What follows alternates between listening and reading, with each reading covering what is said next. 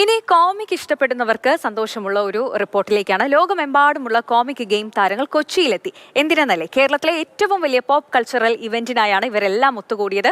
Comic ബ്രദർഹുഡും comic മന്ത്രിയും ചേർന്ന് Chavara cultural സെന്ററിൽ സംഘടിപ്പിച്ച കേരള പോപ്കോൺ കുട്ടികൾക്കടക്കം പുതിയ അനുഭവമായി കാണാം.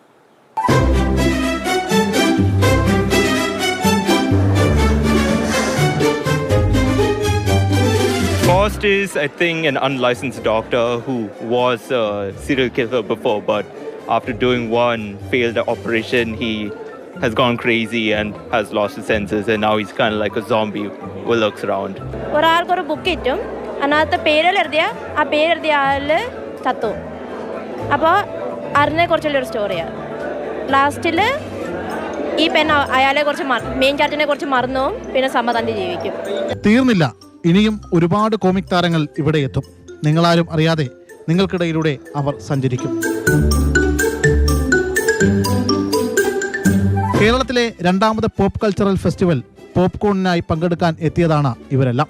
നമ്മൾ എല്ലാ തരത്തിലുള്ള ആർട്ടിനും ഒരു പ്ലാറ്റ്ഫോം കൊടുക്കുക എന്നുള്ളതാണ്. അതായത് ബുക്ക്, കോമിക്സ്, ആനിമെ, ഗെയിമിങ്, എല്ലാത്തിനും സ്വന്തമായിട്ട് പബ്ലിഷ് ചെയ്യുന്ന കോമിക്സ്, വലിയ പബ്ലിഷേഴ്സ് എല്ലാവർക്കും ഒരു പ്ലാറ്റ്ഫോം.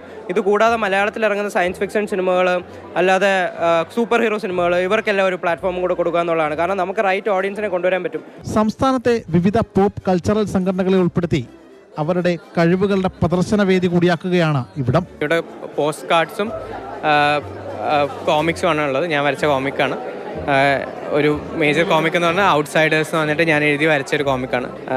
ഇതിനകത്ത് എന്താണെന്ന് വെച്ച് കഴിഞ്ഞാൽ ഞങ്ങൾ ഗ്രൗണ്ട് ഫ്ലോർ അപ്പാർട്ട്മെൻറ്റിലാണ് താമസിക്കുന്നത്. അപ്പോൾ അതിൻ്റെ ആൾക്കാർക്ക് അകത്തോട്ട് കാണാമെന്നുള്ളൊരു പ്രശ്നമുണ്ട്. അപ്പോൾ അതിനെ ബേസ് ചെയ്തിട്ട് ഒരു സൈഡിൽ ഞാനൊരു പ്രൊട്ടഗണിസ്റ്റ് ആണെങ്കിൽ ഒരു സൈഡിൽ ആൻറ്റഗണിസ്റ്റ് ആണെന്നുള്ളത് അതേ ദിവസം തന്നെ നടക്കുന്ന വേറൊരു കഥ പുറകെ വശത്തുമുണ്ട്. അപ്പോൾ അങ്ങനെ ഒരു അക്കോർഡിയൻ സ്റ്റൈലൊരു കോമിക്കാണ് നമ്മൾ ചെയ്തിരിക്കുന്നത്. ഇഷ്ടതാരങ്ങളെ നേരിൽ കാണാനും അവരുടെ കഥകൾ വാങ്ങാനും കുട്ടിക്കൂട്ടവും എത്തി. ബുക്സ് ഇഷ്ടമാണ്. കുറേ ബുക്സൊക്കെ കാണാൻ പറ്റി, മേടിക്കുകയും ചെയ്തു. ആനിമെ ക്യാരക്ടേഴ്സിൻ്റെ ഒക്കെ കുറേ അറിയാൻ പറ്റി. വിവിധ സെഷനുകളിലായി കോമിക് താരങ്ങളുടെ സൃഷ്ടാക്കളും ആശയങ്ങൾ പങ്കുവച്ചു. ഇതുവരെ കണ്ടിട്ടില്ലാത്ത തരത്തിലുള്ള വരകൾ, കോമിക്സ്, ആ ഒരു പുതിയ ജനറേഷൻ്റെ വർക്കുകൾ നമുക്ക് ധാരാളം കാണാൻ പറ്റും. അതാണ് ഞാനിവിടെ കണ്ട ഒരു പ്രത്യേകത. പിന്നെ പുതിയ കൺസെപ്റ്റുകൾ വരുന്നു. ഈ പുതിയ AI പോലുള്ള കാര്യങ്ങളും അങ്ങനെ ഉള്ള ടെക്നിക്കുകൾ ഉപയോഗിച്ചിട്ടുള്ള വർക്കുകൾ വരുന്നുണ്ട്. 2014 ഫേസ്ബുക്കിൽ ആരംഭിച്ച ഈ കൂട്ടായ്മ ഭാഷാഭേദമന്യെയാണ് എല്ലാവരെയും ഒരു കുടക്കീഴിൽ എത്തിച്ചത്.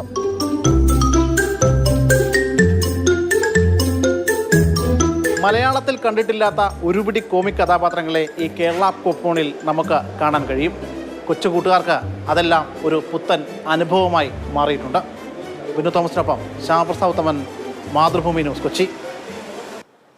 ശ്യാം പ്രസാദ് ഉത്തമൻ തന്നെ നമുക്കൊപ്പം ചേർന്നുണ്ട്. ശ്യാം, ഈ കുട്ടികൾക്ക് മാത്രമല്ല, ഈ പുതിയ ജനറേഷന്റെ വരകൾ, കോമിക്സ് ഒക്കെ കാണാൻ നിരവധി പേര് അവിടെ എത്തുന്നുണ്ട് അല്ലേ? ലോകമെമ്പാടും സിനിമയും സീരീസും കോമിക്സും ഒക്കെ അടങ്ങുന്ന വിവിധ തരത്തിലുള്ള പ്ലാറ്റ്ഫോമുകൾ ഉള്ള പോപ്പ് കൾച്ചറുകൾ സംഘടിപ്പിക്കാറുണ്ട്. അത്തരത്തിലുള്ള വിവിധ ഇവൻറ്റുകൾ ലോകത്തെല്ലായിടത്തുമുണ്ട്. അങ്ങനെ ഒരു ഇവൻറ്റ് നമ്മുടെ കൊച്ചിയിൽ സംഘടിപ്പിച്ചിരിക്കുകയാണ്. കേരള പോപ്കോൺ എന്ന പേരിലാണ്. പക്ഷേ ഇവിടെ എത്തിയിരിക്കുന്നത് ലോകോത്തരമായിട്ടുള്ള നിരവധിയായിട്ടുള്ള കോമിക് കഥാപാത്രങ്ങൾ. ഈ കഥാപാത്രങ്ങളെല്ലാം അവിടെ എത്തുന്ന ആളുകളുമായിട്ട് സംവദിക്കുന്നു. അവിടെ മറ്റൊരു പ്രത്യേകത കണ്ടത് നിരവധിയായിട്ടുള്ള ആളുകളുടെ കഴിവുകൾ പ്രദർശിപ്പിക്കാനുള്ള ഒരു ഇടം കൂടിയായിട്ട് ഈ കോമിക് ഫെസ്റ്റിവൽ മാറി എന്നതും കൂടിയാണ്. ഈ ഒരു തലത്തിൽ കുട്ടികളടക്കം മുതിർന്നവരടക്കം ഉള്ള ആളുകൾ അവിടെ എത്തി പങ്കെടുക്കുന്നു. വിവിധ സെഷനുകൾ ഉണ്ടാകുന്നു.